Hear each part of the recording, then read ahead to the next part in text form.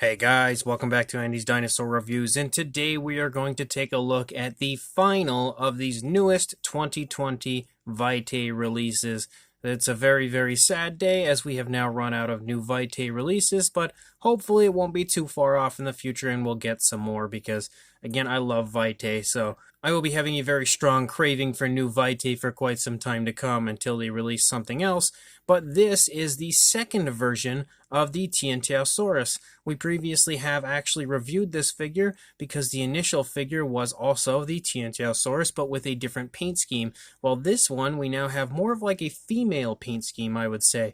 I feel like this one definitely represents a female much nicer than the initial version, so I'm really psyched that they have decided to create two different versions, two different paint variants of the figure, allowing you to have an incredible mating pair, and that's pretty much what I get out of this release right here. So again, a really cool idea on the part of Vitae. So as far as the box, we have the really nice window look right here to the front, of course. And then once we flip it around, we have the same image here on the back of the Tiantaiosaurus walking through the forests of China, just looking absolutely gorgeous in every way. Again, I love the artwork on the back of these Vitae boxes. I just want to display these boxes everywhere, but from the back so that I can look at the incredible artwork continuously. But again, this looks extremely nice, just like the initial release from Vitae was. So, without further ado, let's take a look at the alternate version of the Tiantaiosaurus. So just like with the very first version of this, we have the base yet again, and I do believe it's actually the same base. So we'll have to compare this with the original one and make sure, but I would imagine it's probably the same base.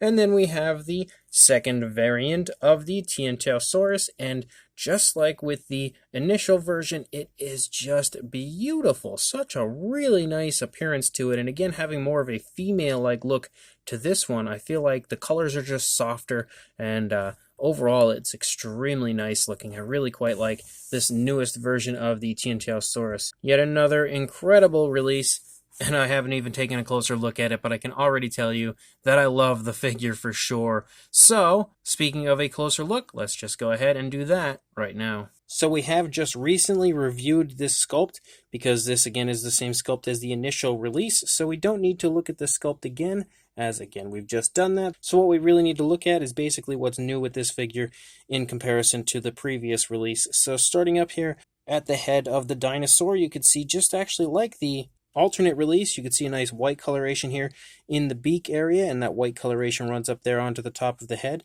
pretty much exactly like the previous release had. And I think that's actually a really cool aspect of the figures, again, kind of showing that they are part of the same group, and if not that, they are also mates, but obviously this one looking more female as opposed to the previous one looking more male. I think it just helps to make them look like they belong together. And as we lead back here into the head, you could see, if it would focus on it, a nice dark kind of a brown stripe that runs over top of the eyebrow area of our Tiantaiosaurus, and the eye is painted really, really nicely. Painted with a nice brown coloration and a nice black pupil. And you can see the same deal over here. Again, gorgeous as far as that eye paint goes. And then as we move back here into the neck region, you could see some nice variations of brown, kind of like a lighter brown here that transitions from like almost a very vibrant, almost like a goldish brown up here on the back, and then it transitions to that kind of like a tannish brown, and then a really light brown here on the underbelly of the dinosaur. And look at how smooth that transition is between those colors. That is about as natural of a transition as you're ever going to find. You can also see kind of like an off-white that sort of designs down the neck right there. And then you can also see some brown that kind of stripes down the side of the neck as well.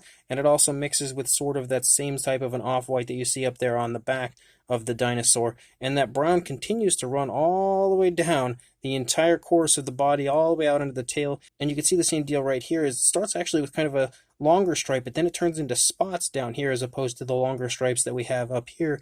And you can see they spot down the entire course of the body. And you also have some more of those brown stripes that spot down the leg, but you also have a mixture of the kind of off-white that spots down the leg as well, and also stripes down here in the calf area. But you can also see again some more of those spots right here, some more of the white stripes right there, the off-white, and then the off-white design looks fantastic up here and gets to kind of like a very large sort of a splotchy look to the back area of the Tiantaiosaurus. I really like the way that's painted, and you can also see, if you get nice and close, that there's like very small white spots as well, which is very, very bird-like. I feel like the overall paint scheme of this is extremely bird-like, and I love that aspect of the figure because I feel like that really makes the overall realism of the paint scheme so much better. And then as you move down here into the arms, you have a gorgeous appearance to the arms as far as that nice dark brown and the way it kind of designs up into the arms. You can also see lots of spots and stuff in the arm as well, but I love how it's kind of like this nice like brownish coloration, kind of like a light brown, but then we get to like a really light, almost like a tan here in the arm of the animal, and you can also see then it transitions out to this very dark brown that almost looks like flames going into the hand and arm area, and I think it's extremely appealing the way that appears. Beautifully painted nails, again, just like the previous release. They genuinely look sharp, so they have a very, very realistic appearance to them. You can see how cool that design looks over here on the opposing side as well. As we move back up into the body again, the paint is very consistent on both sides as far as the way it appears, and the overall appearance is fantastic. And you can see it transitioned to an ever so slightly darker brown here on the feet. The feet also look great, really, really nicely painted nails yet again, and the nails also still look very sharp again, which I love. I love the aspect of these nails looking genuinely like they are extremely sharp and real animals' nails. It just takes the realism pretty much off the charts as far as this figure goes. And then we run out the length of the tail, and again, the paintwork looks fantastic. You can see that very nice smooth transition yet again, and you can actually see it right here in the thigh as we move that back and forth. Look at how smooth the transition of the colors is on this figure. And on the underside, you can see it's just a very nice kind of a light tannish brown, but you can also see hints of like pinks and stuff, similar to what we had seen on the initial release here on the underside as well. So this is absolutely beautiful, and I cannot wait to bring in the other version to put it next to it to see how cool they look together. And then we have the base, and the base again is exactly the same base. It's most definitely got to be. Let me grab the other base here and bring it in. So there we go. We have both bases. You can now see that both bases are definitely the same base, which also helps to kind of complete the pair together because now they look like they should be together since the base is like that same area. And another really cool aspect of the figures, I think that was a nice touch to give them the same base, kind of just a re-release, but it also, when you're displaying them now, they'll look like they belong together, and you can actually put them right next to each other, and they almost match up really well, actually, like right there. There we go. If you set them just like this, they actually match quite nicely together, so the overall diorama will look really, really cool. And now bringing the initial version in with the newest version that we just took a look at, although they were released at the same time. So it's not really like one's newer than the other. They're both released at the same time, but this one's newer to us as I just reviewed this one currently. But you can see how they look together and how one has more of a male, which would be this one, I would think, male-like appearance, and then this one has more of a female-like appearance. Absolutely awesome work on the part of Vitae. And there you can now see the two of them kind of walking in a line together, showing you just how absolutely gorgeous these two figures look together, but I'm also quite intrigued to kind of place them together like we had just done up above as far as these bases go, to see how cool they look together like that. So for now, we'll just have them like that, and look at how cool that looks. Kind of taking a scene straight out of history of two beautiful Tiantaiosaurus mating pair here, together kind of walking along, looking just about as elegant as it gets.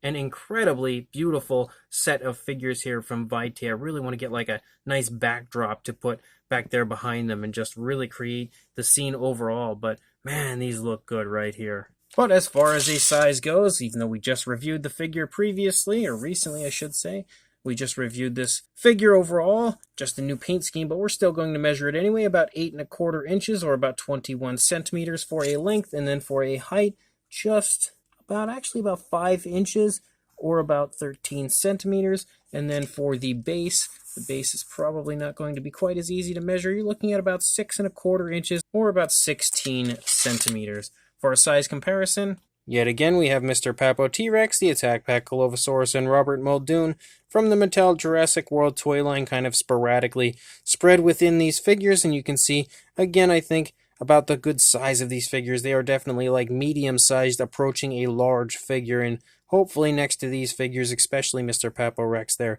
you'll have a pretty good idea of that. So this second variant of the 2020 Vitae Tiantaiosaurus is awesome, just like the very first variant was. And I love that they've given them such a similar look between the two different variants, but also a good bit of difference. Even the like tones of brown and everything used are different tones of brown, but yet they still look like they belong together. They look like they're from the same group, or even, again, a mating pair. So awesome as far as the overall appearance to both of these when it comes to the paintwork here from Vitae. I feel like the newest version, again, sports a really nice female-like look with some nice kind of softer tones of brown and the nice white coloration, that kind of like an off-white that runs down the back. It just gives it an overall very beautiful appearance as far as the coloration goes, and again, a very majestic look, I think, as far as the overall appearance to the figure goes. Really nice kind of walking pose. Again, it is exactly the same sculpt as the initial release,